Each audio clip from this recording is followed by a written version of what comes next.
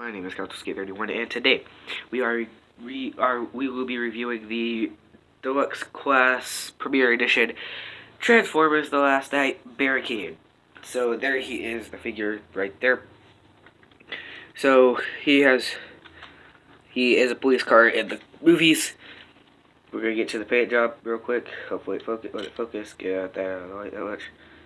He has the Decepticon symbol with police on there. On here it says to punish and enslave. And on the top we have police lights, which are kind of translucent. Like you can see the plastic in there, trying to mold it together. On the front we have some nicely painted lights. I don't see anything wrong with those, except for the white light things, the white lights right here. On the other side we basically have the exact same thing as on the side that I'm touching. On the bottom we can see his face because, you know, visible face syndrome, as my friend Imgos316 says. He has his own YouTube channel.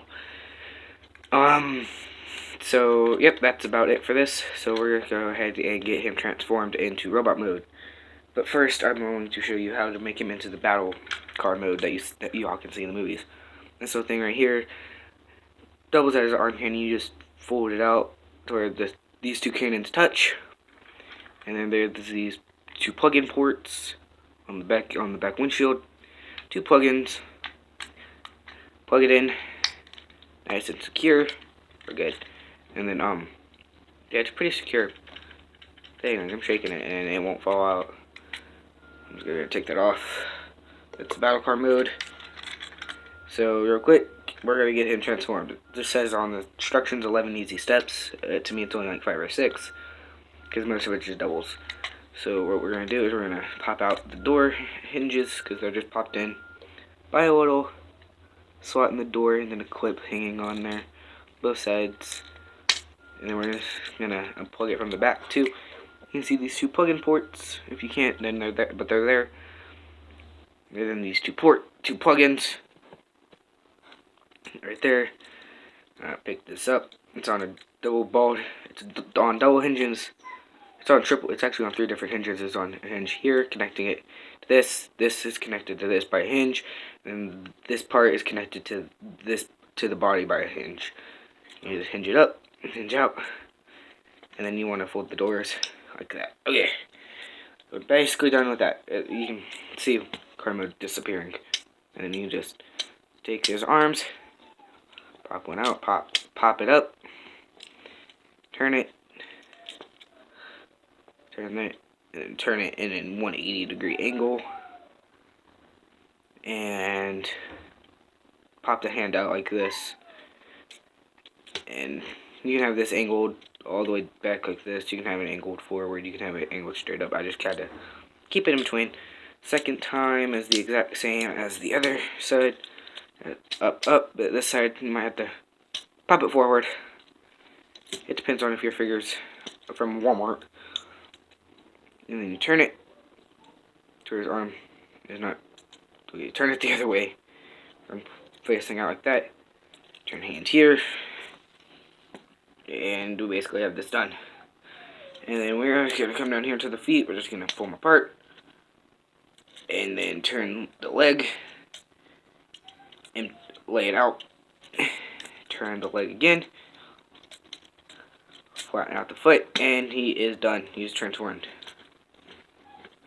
And he actually has a really good robot mode. There's barely anything wrong with him. You can see the head sculpt. He has those red eyes. And then body is just the front of the car. Arm sculpt. He has nice detailing, and then hands are pretty detailed too. Like, if you can see that. Let me get into the light and let it focus. Come on, focus. Oh yeah, I forgot one thing. You have to push the back up onto his body. Focus.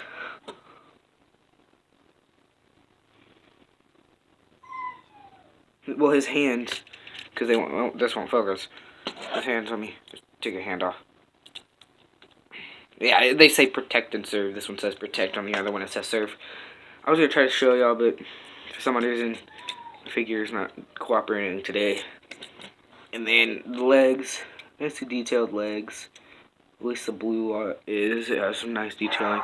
If you bend the knee here, you can see some wiring, connect like fake wires, and then right here you have his transformation hinging it all together.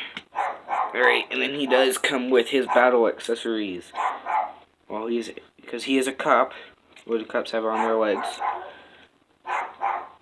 If this is all mostly kids and they don't know, most cops have their gun. It's usually not loaded, but most of the time they might have a bullet or two. And this one is just it's just a gray mold. A nice gray mold. It looks amazing. There is some detailing to it. And then this just stores right here on his leg. Just clips in. And get my hands to work right here. It just clips in. God! Yeah, just clips in. Just bam, just clips in. Right there. And then what is another thing that cops have on their belt, utility belt as I like to call them, they also have their baton. It's just done in a beige type plastic mold. Molding's pretty nice. They have here's a detailing here. They have a handle detailed here. It's all rigid. And that just clips onto the other leg by pegging it by tabs. This pegs on here. And then, I was talking in the beginning about how it was actually on the back, can go on the back for storage and vehicle mode. Well, this actually doubles as his arm cannon. It's done in that exact same coloring as the baton. It's pretty nice. Has some nicer detailing than the baton and the gun combined. Let me show you how to connect that. There's these couple of tabs right here on the bottom, and then there's these really big tabs here, right here and here. That you just put this, plug those into those holes, and up, and now you have him wielding his arm cannon. And it actually looks pretty nice. It looks accurate to what it does in the movie. Sorry about that, my camera falling. It's actually my phone, held up by something. I'll tell you what it's held up by. And yeah, he looked pretty nice. He can actually hold his gun and baton through those little holes in there, which I like. You can have him wielding his baton and shooting people in the face.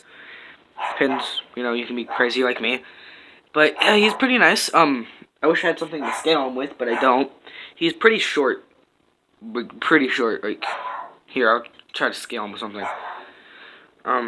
Yeah, here, I got something. Here is the scope of a sniper. Like, you can't even see the top of it. And he only comes out to where his tire ends, which is about here, and his head is only to about here. He's not that tall, I promise. This thing is maybe a foot, or less than a foot. He's only about, I would say about 30 inches. He's not that tall. And yeah, that's about it. But because of the articulation, which I don't think I covered in this video, his arms go in full 360, he can go out this far, his hands bend, he has a 90-degree angle, and elbow motion. He has a bicep swivel, he has his head is on a ball joint, you can get him looking sideways. You can't get him looking up much, maybe less than a click, and then down, not that much. His legs can go up more than 90 degrees, and go back.